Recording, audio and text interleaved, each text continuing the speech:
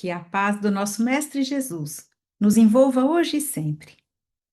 Quando nós entramos no serviço de transporte, confiamos que o motorista vai nos deixar no destino em segurança, sem exigir testes de competência. Quando vamos a um consultório médico, acreditamos que aquele diploma na parede reflita a capacidade do profissional e entregamos o nosso corpo para que sua análise e recomendação nos devolvam a saúde comprometida. Quando nós vamos a um restaurante, raramente visitamos a cozinha e dificilmente inspecionamos a procedência dos alimentos e nos entregamos tranquilamente à refeição sem exigir comprovação das condições de higiene ou mesmo da natureza do que iremos ingerir. Por que confiamos assim nos homens sem tantas exigências e muitas vezes somos tão relutantes em confiar em Deus? É com muita alegria que vamos compartilhar nossas reflexões sobre a confiança e seu impacto em nossas vidas. O apóstolo Paulo, na segunda carta que escreveu aos Coríntios, no capítulo 4 e versículo 8, nos diz o seguinte: Somos atribulados por todos os lados, mas não esmagados, postos em extremas dificuldades, mas não vencidos. O que será que isso quer dizer? Nós somos mais fortes do que imaginamos. As aflições da vida é que nos fazem duvidar, principalmente quando nós não estamos vigilantes o suficiente. Quando o cansaço e o desânimo tomam conta de nós, ficamos até de mal com a vida, chegamos a brigar com Deus. É natural querer se livrar logo da dor, mas cabe lembrar que toda dificuldade é um desafio para a nossa inteligência, para a nossa paciência, para que possamos encontrar a solução, gerando aprendizado e experiência. Assim evoluímos.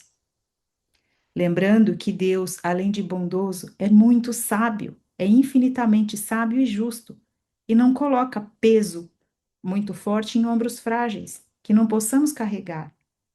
Se a prova está sendo aplicada, é porque o aluno já está pronto. Onde está a nossa confiança? Por que duvidamos tanto? Aliás, de que adianta ter alguma coisa se não sabemos onde ela está? Ou às vezes não sabemos nem que temos. É a mesma coisa que não ter. E é exatamente isso que acontece quando desconhecemos toda a força que temos dentro de nós. Não sabemos, portanto, não confiamos, e sem confiança, não conseguimos enfrentar o mundo.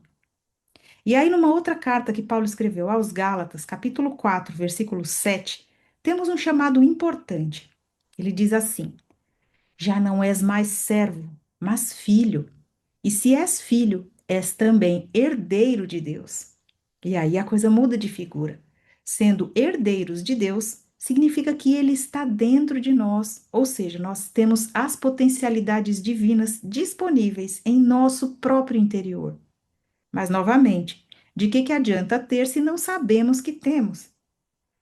Tomemos consciência de que viemos a esse mundo dotados de capacidades ilimitadas. E para ativá-las é preciso compreender melhor os mecanismos da vida, colocar nossos esforços na direção correta. Conhecereis a verdade e a verdade vos libertará. Quantas vezes nos acontece alguma coisa e dizemos: Como consegui fazer isso? Não sei de onde tirei aquela ideia, que de última hora resolveu tudo. É porque sim, nós somos muito fortes e mais capazes do que muitas vezes imaginamos, como nos disse Paulo. Podemos estar atribulados, mas não esmagados. Somos imortais, não há nada que nos elimine o espírito, jamais seremos esmagados. Então, o Cristo nos convida a refletir sobre a confiança quando ele diz: Não andeis ansiosos pela vossa vida, quanto ao que haveis de comer ou beber, nem pelo vosso corpo, quanto ao que haveis de vestir. Não é a vida mais que o alimento, e o corpo mais que as vestes? Observai as aves do céu: não semeiam, nem ajuntam em celeiros.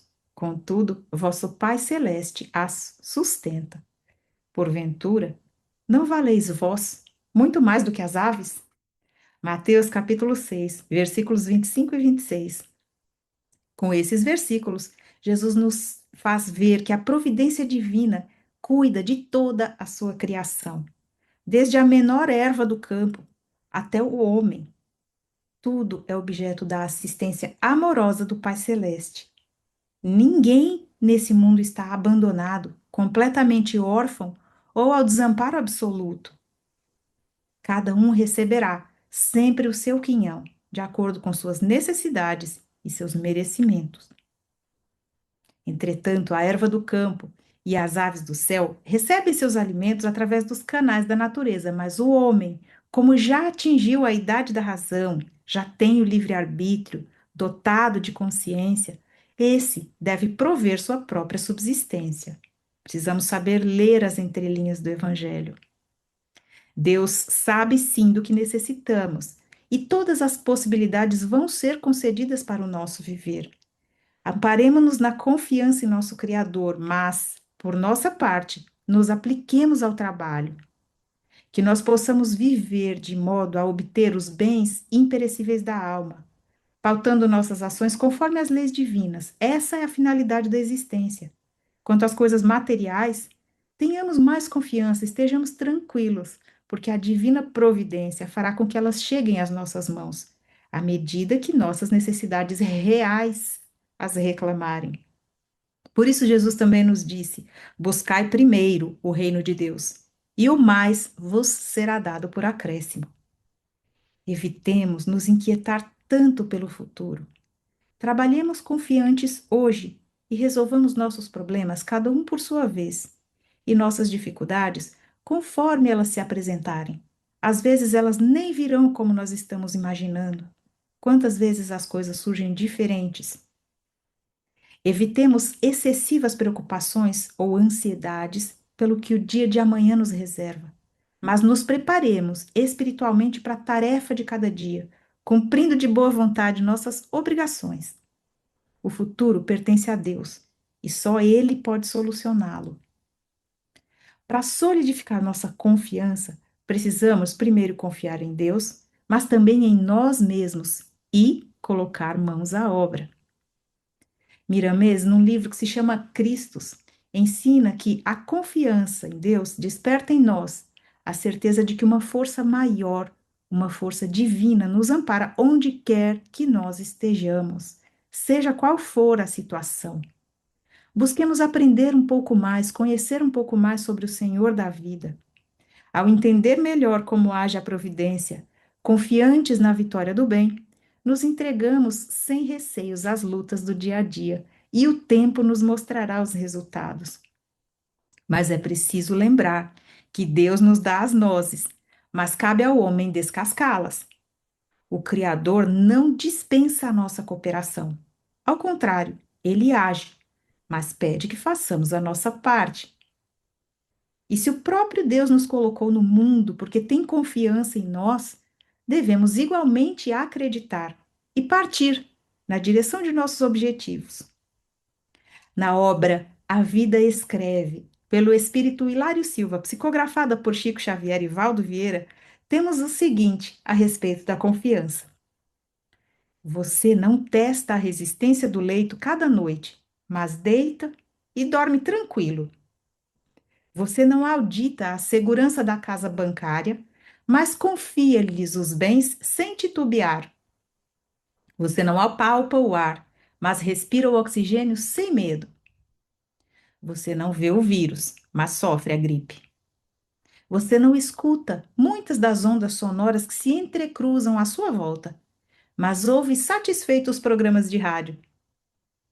Você não mediu o universo metro a metro, mas reconhece o infinito da criação. Igualmente, você não vê e não toca o mundo espiritual, mas ele existe. Acorde para a vida, acorde para a verdade, acorde e viva. A confiança é a chave para que haja serenidade em nossas vidas. Confiemos e esperemos, pois o tempo sazona os frutos. Mas o concurso de nossa ação é indispensável enquanto esperamos. Busquemos o bem de todo o nosso coração e entendimento, certos de que a misericórdia divina também espera por nós e nos ajuda, apresentando-nos os melhores caminhos. Lembremos o exemplo de suprema entrega de Jesus na sua última fala, antes de expirar na cruz. Lucas capítulo 23, versículo 46, quando Cristo diz: Pai, em tuas mãos entrego o meu espírito. Ele se entregou e reviveu para brilhar, iluminando os séculos futuros, enchendo-nos de esperança. A confiança no futuro, iluminada pelo trabalho no bem, triunfará sobre todos os obstáculos, pois, como nos disse Paulo, mesmo em extremas dificuldades, jamais seremos vencidos. Que a paz do Mestre Jesus permaneça em nós.